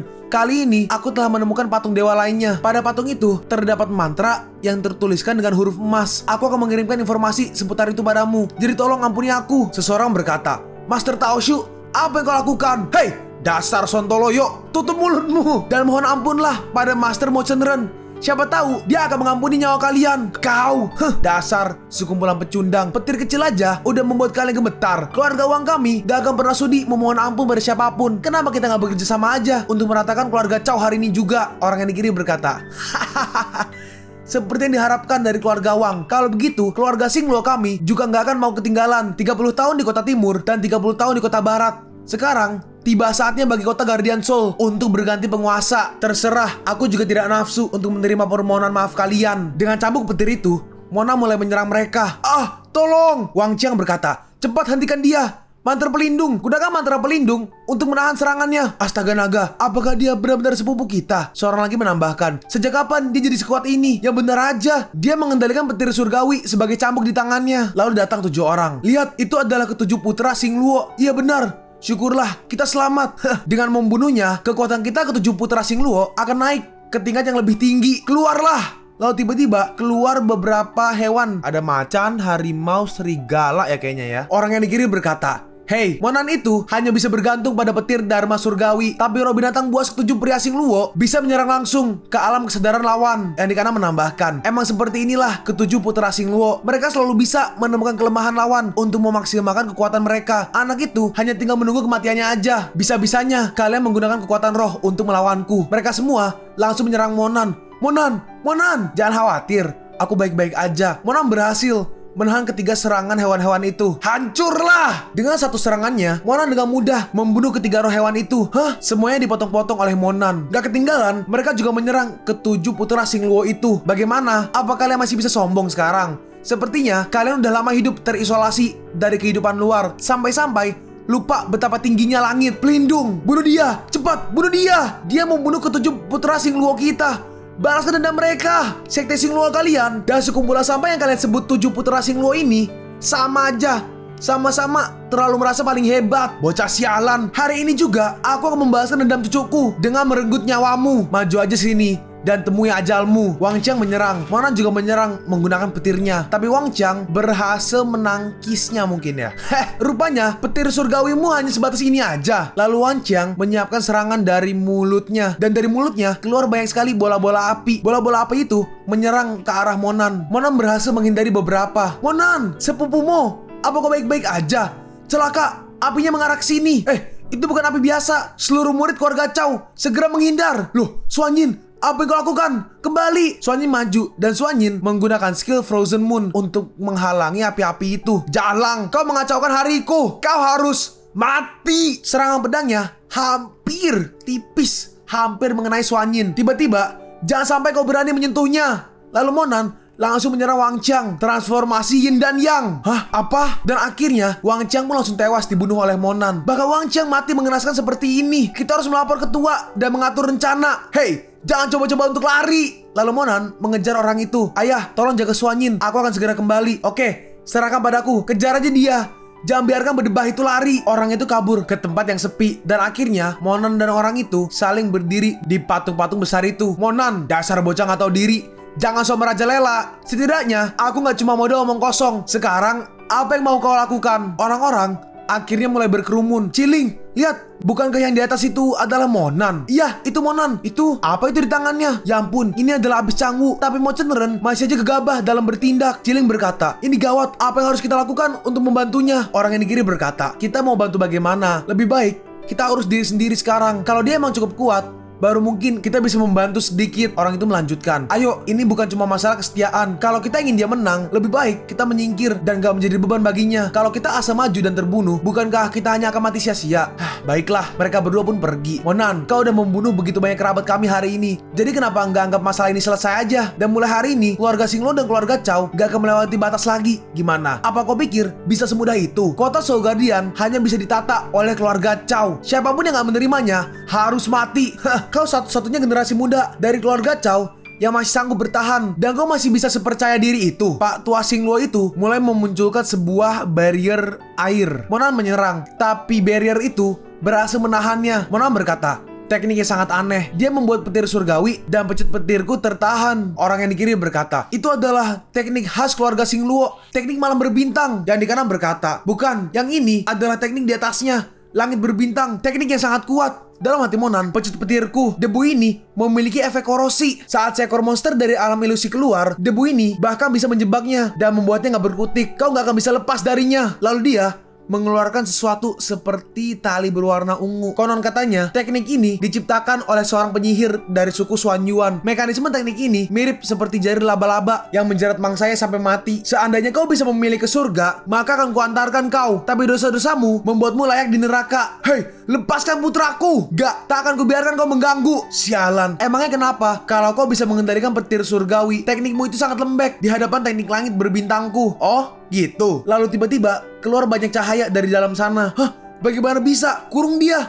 Jangan biarkan dia lolos! Sedangkan Chile berhasil mengalahkan orang yang tadi. Bagus, anak laki-laki Chile emang mustahil dikalahkan dengan trik murahan seperti ini. Hah, Monan langsung maju. Matilah! Orang itu berusaha melindungi dirinya sendiri. Buar. Siapa yang menang? Saat dilihat, orang itu tumbang. Teman-teman murid keluarga Chow, ayo kita rebut kembali kota Guardian Soul. Ya, rebut kembali kota Guardian Soul. Di kota Soul Guardian terjadi banyak sekali peperangan. Orang yang di kiri berkata, "Hei, ini bukan tempat untukmu. Cepat, keluar sekarang." Yang di kanan berkata, "Kalau tidak, kami akan membunuhmu di tempat." Bacot. Mona mulai menyerang. Dan orang ini tiba-tiba seperti ada gelang di lehernya. Dan langsung muncul sebuah ledakan. Semuanya berkumpul. Cepat, ada yang datang ke kawasan keluarga Makita. Dan dia membunuh orang. Kakak, anak ini telah membunuh orang di keluarga Makita. Hai bocah, kau akan mati. Suyun berkata, "Ini adalah kota keluarga Chow. Kalau kau mau pergi, kau emang harus pergi." Yang di kanan berkata, "Malian, kita di sini untuk mengambil balik tanah kita. Kau punya waktu setengah jam untuk keluar dari sini. Kalau tidak, kau akan dibunuh tanpa ampun." Tiba-tiba seseorang muncul. Dia berkata, "Oh, siapa yang punya nyali untuk mengambil kembali tanah keluarga Ma? Aku." "Kau? Apakah kau adalah backingan baru keluarga Chow? Tapi tampaknya kau gak terlalu kuat. Aku bisa mengalahkanmu hanya dengan menyuruh ke-13 saudara ini bertarung denganmu." "Oh gitu? Hah?" Dengan sekali serangan, bar, Mona menggunakan skill Burning Heavenly Moon Slash. Dan serangan itu membuat lubang yang sangat besar. Melihat itu, semuanya kaget. Dan Mona membunuh banyak sekali orang dengan sekali serangan. Dalam hati Suyuan, monster macam apa ini anaknya Chile? Kultivasi anak ini jauh lebih kuat dibanding kultivasiku. Di mana ke-12 bersaudara yang lainnya. Bagus, ikuti aku. Mereka pun maju. Murid-murid keluarga Chow, cepat ambil kembali kota kita. Ya, bunuh, bunuh. Matahari pun mulai tenggelam. Sekarang kita melihat di aula sekte Xingluo. Berani-beraninya sekte kita sampai mengalami kerugian besar seperti ini. Kita harus membalasnya dengan lebih kejam. Chow Kun, anak itu emang seperti yang cucumu katakan. Dia bahkan membunuh semua orang. Apa kau bisa melawannya? Tentu tidak. Anak itu jelas memiliki rahasia dalam dirinya. Dia bahkan bisa menggunakan mantra pembunuh. Jangan khawatir, ku dengar Raja Pasir juga pernah dilukai oleh Monan. Nanti saat keluarga Chow masuk ke alam ilusi, kita bisa bekerja sama dengannya untuk menghabisi mereka. Bekerja sama dengan Raja Pasir, apa dia bisa dipercaya? Kau tahu kan, orang itu hanya bertindak sesuai suasana hati. Jangan khawatir, asalkan kita bisa bekerja sama, kita akan diuntungkan. Alam ilusi akan segera dibuka sehari lagi. Lalu kita melihat di gerbang kediaman keluarga Chow. Dalam hati Monan, untuk membuat orang-orang terkejut hari ini, aku menggunakan 70-80% kekuatanku. Aku sangat kelelahan. Kamonan, gawat. Cingse menghilang. Apa? Saat aku kembali, aku ingin mengobrol dengan Cingse. Tapi saat aku pergi ke kamarnya, Cingse nggak ada. Kamarnya nggak terkunci dan dia udah nggak ada di kamar. Aku bertanya pada penjaga, lalu semua orang membantuku mencarinya, tapi masih nggak ketemu. Kamunan, dia pergi sendiri atau diculik? Jangan khawatir, aku akan menemukannya. Kalau ada yang berani menyakitinya, aku akan membunuhnya dan seluruh klannya. Indra Suci terbuka. Gar tanda-tanda keberadaan yang Cingse sejauh 3000 meter. Kau tetap di sini. Aku akan mencarinya. Gak mau, aku juga ikut. Oke, kita pergi ke gerbang utara. Itu jalan keluar terdekat dari kamar Cingse. Kalau dia emang diculik, gerbang utara itu pasti jalan pelarian yang dipilih. Ayo, mereka pun langsung pergi. Dan mereka pun sampai di gerbang utara kota Soul Guardian. Terbuka, di sini juga nggak ada. Kamunan, apa mungkin dia sengaja sendiri? Ini adalah abis Cangwu. Dia nggak mengenal siapapun di sini. Mana mungkin dia pergi begitu aja? Dalam hati Suanyin, bukan nggak mungkin. Cingse sengaja pergi meninggalkan kami. Ayo, cari terus di luar kota. Sementara di hutan belantara di luar perbatasan kota. Nah, ketemu. Di mana? Ayo, ikuti aku. Aduh, kenapa aku nggak bisa menemukannya? Cingse, apa yang kau lakukan di sini? Monan, Suanyin, kenapa kalian di sini? Jangan balik bertanya.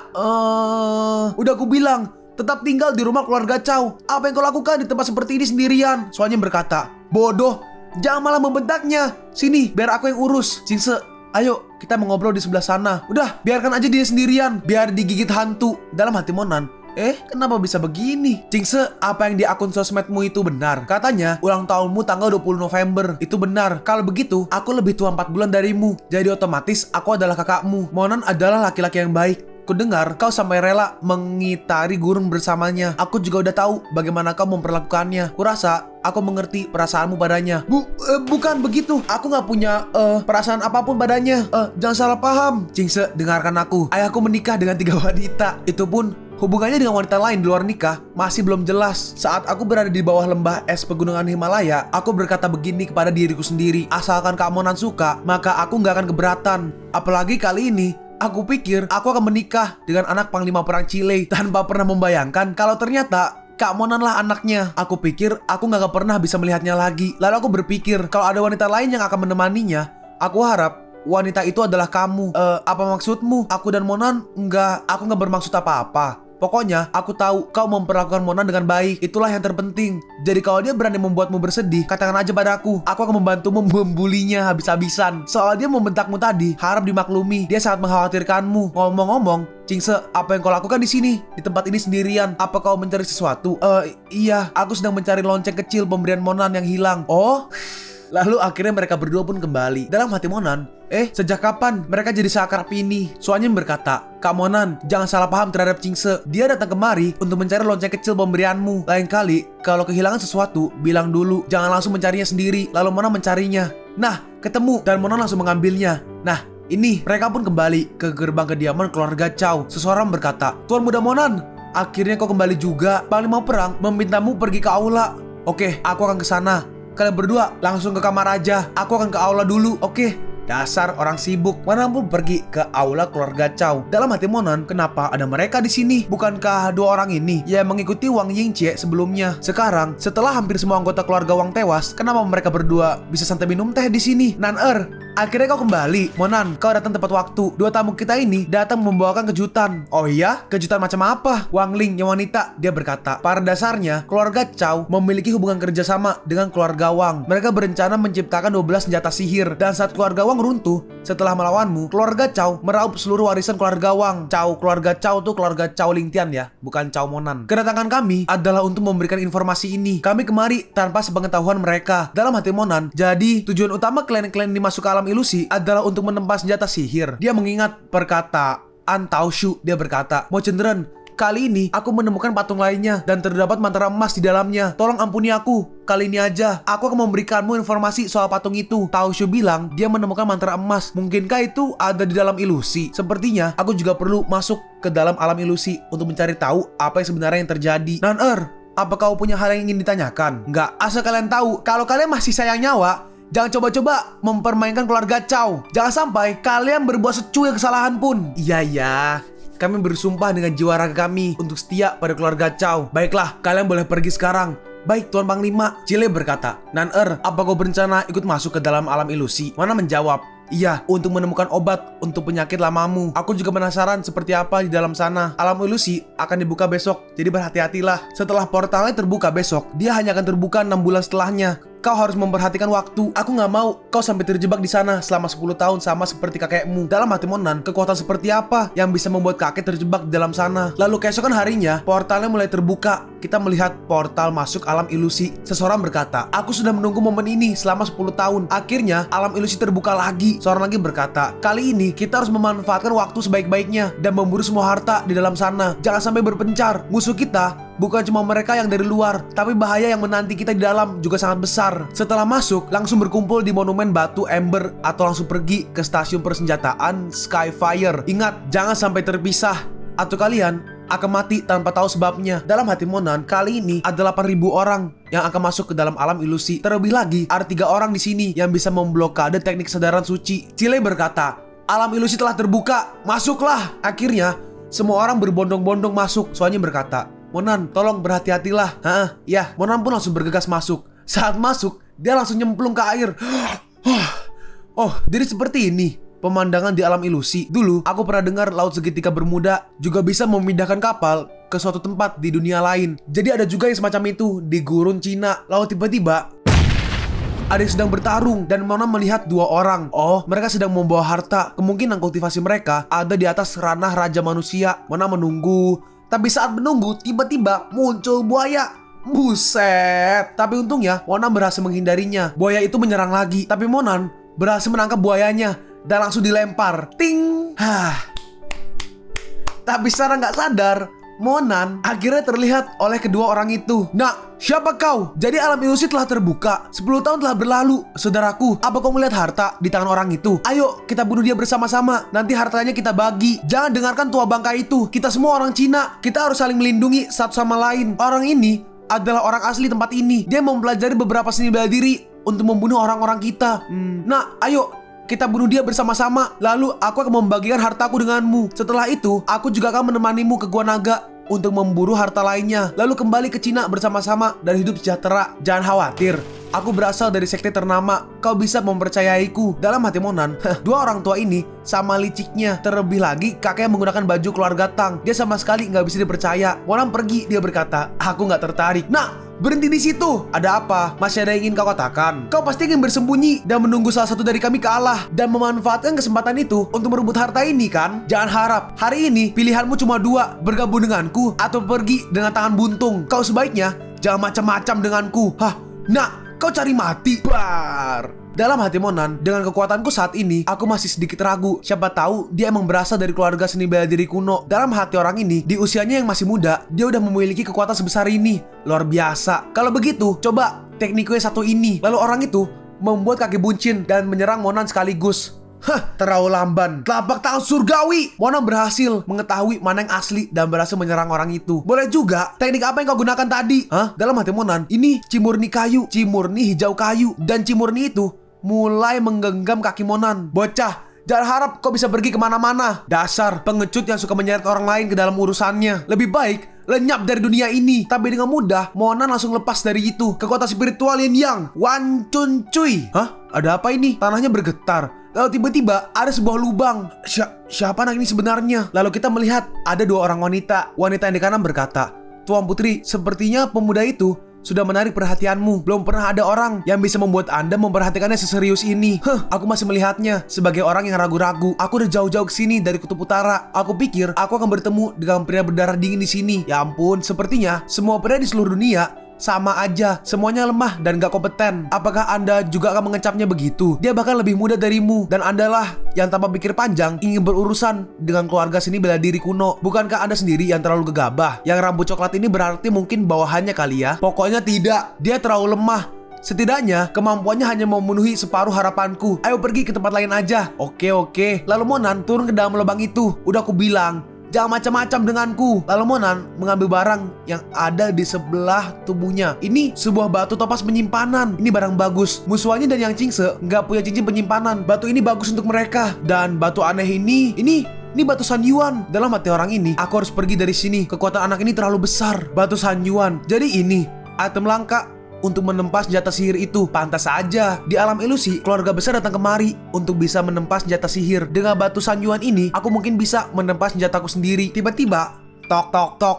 Ini suara orang sedang memalu. Sepertinya ada orang lain di pulau ini. Lalu Monan pergi ke sana, pergi ke arah suara dari pemalu itu. Saat dilihat, ternyata Tang Cici bersama seorang wanita dan juga para bawahannya. Cici? Oh, Monan, rupanya kau juga ada di sini. Kemarilah, akan kukenalkan kepada saudaraku, kakak ketiga. Semuanya berhenti sejenak. Perkenalkan, ini adalah Monan atau Mo Chenren. Halo, bagaimana kabarmu? Halo Mo Chenren, aku Nona Tang. Aku sering mendengar tentangmu dari Cici akhir-akhir ini. Kudengar saat kau hendak kemari, kau terluka parah. Dan berkat Cici, kau bisa sampai di Abis Canggu dengan selamat. Kakak, apa yang sedang kakak bicarakan? Waktu itu, bahkan kami yang sedang diambang kematian. Kak Mona sangatlah kuat. Tanpa dia, kami gak akan bisa sampai dengan selamat. Hei, dari cara bicaramu, aku bisa tahu kalau Mo Chenren ini adalah orang yang gak tahu berterima kasih. Kalau kau gak mengajaknya bergabung dengan kelompokmu, mana mungkin dia bisa melewati gurun dengan mudah. Tanpa kalian, mana mungkin dia bisa mengalahkan Raja Pasir dan bertemu ayahnya dengan selamat. Biar ku tanya, pasti Cici kan yang paling berjasa waktu itu. Aku benar-benar gak percaya. Justru kau yang namanya paling banyak disebut hanya karena kau punya senjata sihir atau semacamnya. Yang jelas gak semua orang bisa kau tipu. Benar kan? Iya, aku sangat berterima kasih pada Cici untuk yang waktu itu. Hahaha.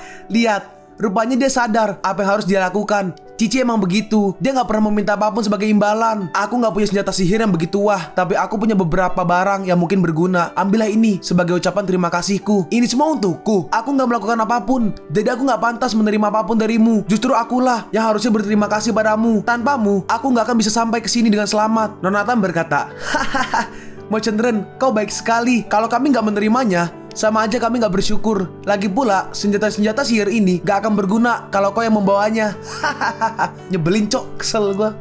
Asu. Dalam hati Cici, padahal kami adalah salah satu dari keempat keluarga besar. Bisa-bisanya masih ada orang macam kakak ketiga ini yang serakah dan selalu merasa paling berjasa. Monan berkata, ngomong-ngomong, Cici, apa yang ingin kau lakukan di sini? Dengan membuat sebuah perahu. Mo Chenren, kami hendak menyeberangi lautan. Kau ingin ikut? Jangan sungkan, kita satu tim sekarang. Dalam hati Monan, tapi bukannya laut ini nggak berujung? Mungkinkah lautnya sungguhan dan bukan ilusi? Kau emang nggak bisa melihat pulau di seberang sana?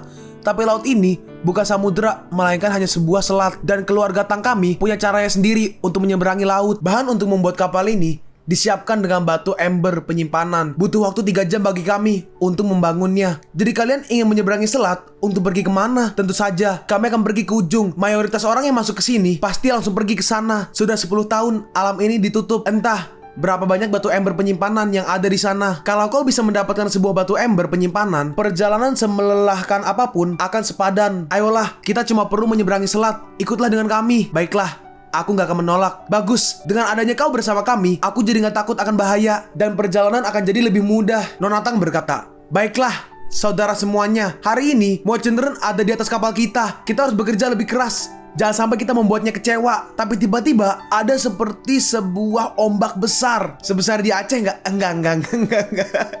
Bercanda ya, jangan dihujat. Karena ombak itu, mereka pun akhirnya mundur lagi. Tiap kali kita mencoba maju, kita selalu dihantam mundur oleh ombak besar. Kalau begini terus, cimurni kita akan lebih dulu habis. Monan, apa kau ada ide?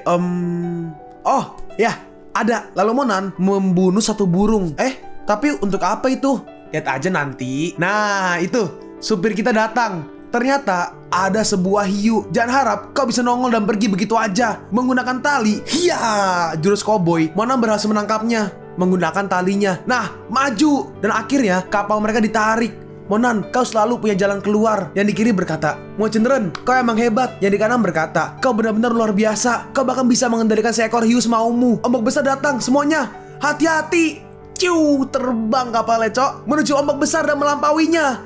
Yahoo! Dan akhirnya mereka pun sampai di ujung Pulau Ember. Hiunya ngos-ngosan. Kenapa kita nggak panggang aja hiu itu sekalian? Nggak usah, biarkan aja dia pergi. Cici berkata, Monan, lihat bukit tinggi itu. Di sanalah tempat batu ember tumbuh. Tapi sebaiknya kita naik ke sana besok aja. Apakah berbahaya kalau malam hari? Lebih dari sekedar bahaya. Pokoknya kita bangun pagi-pagi besok. Dan kita harus tetap bersama. Karena semakin banyak orang, maka semakin baik. Oh, bagaimana kalau... Oke, kita akan berangkat besok pagi. Keesokannya, mereka pergi ke tebing ember. Saat mereka masuk, cepat, ada banyak master bela diri yang menuju kemari sejak kemarin.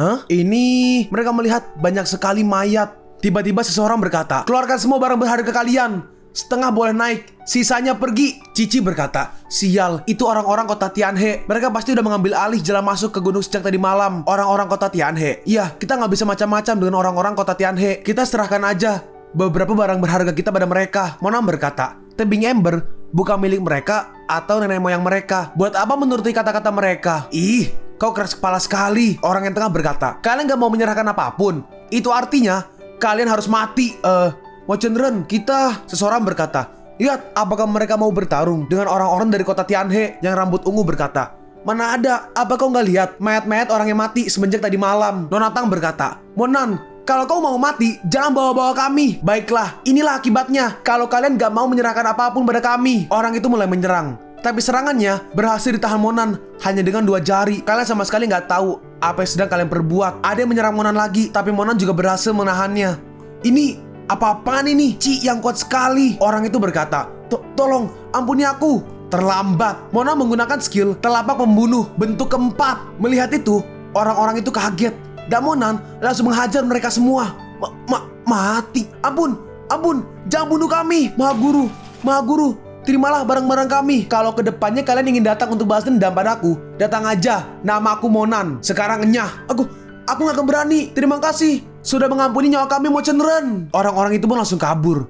Cici berkata, Monan, kau hebat sekali. Nona Tang berkata, Mo Chenren, beberapa waktu lalu kerabatku dirampok oleh mereka. Sekarang kau udah mendapatkannya kembali. Jadi tolong berikan padaku agar aku bisa mengembalikan padanya. Kakak ketiga, apa yang kau inginkan?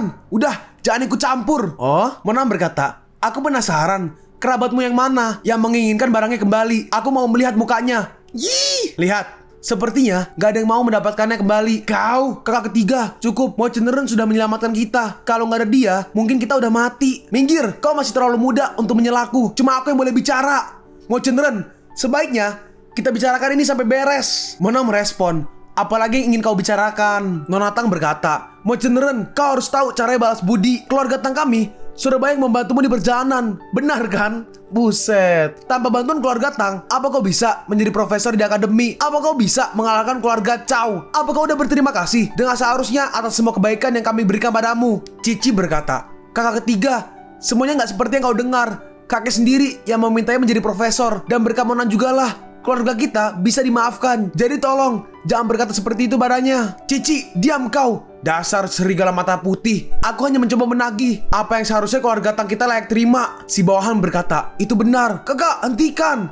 Sebaiknya kau nyah dari sini, atau aku akan membunuhmu. Kau pikir aku bisa kau bodohi? Kau bahkan gak bisa membunuh Hiu yang mengantarkan kita melewati laut kemarin. Semuanya, kemari dan lihatlah. Pria nggak tahu diuntung ini. Selama ini keluarga Tang kita udah banyak membantunya, tapi bukannya berterima kasih, dia malah berkhianat padaku. Seorang bawahannya berkata, gak kusangka Monan orangnya seperti itu. Monan berkata, benar-benar gak tahu malu. Dalam hati Nona Tang, rasakan, kalau kau berani melawanku, aku bisa menghancurkan reputasimu. Lalu Monan langsung mengambil kantong harta milik Nona Tang. Monan, apa yang kau lakukan? Kembali kepadaku. Seseorang, tolong, dia mencuri dariku. Nyah kau terlalu serakah. Sekarang rasakan, tak akan kusisakan sedikit pun untukmu. Lalu Monan langsung mengeluarkan harta-hartanya. Wah, hartanya baik sekali. Serahkan padaku, semuanya milikku. Mereka semua langsung mengambil harta-hartanya.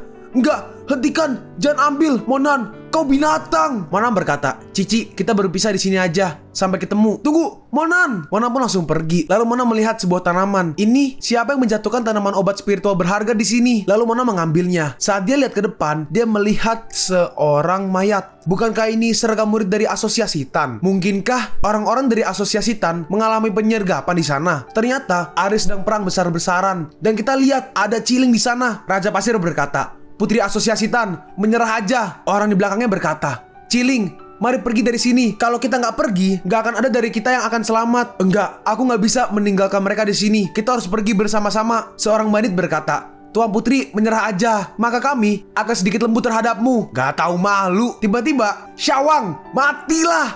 Lalu Monan menggunakan tombaknya langsung menyerang mereka. Tapi Raja Pasir berhasil menghindar. Monan? Ya, aku datang. Semuanya, mau cenderung datang.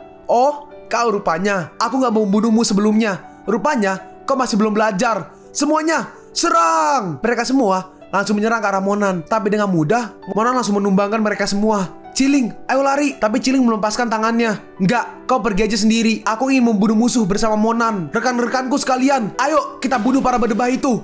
Bunuh! Syawang, pergilah ke neraka. Monan terus menyerang. Tapi Syawang atau Raja Pasir, dia terus menahan dan menghindar.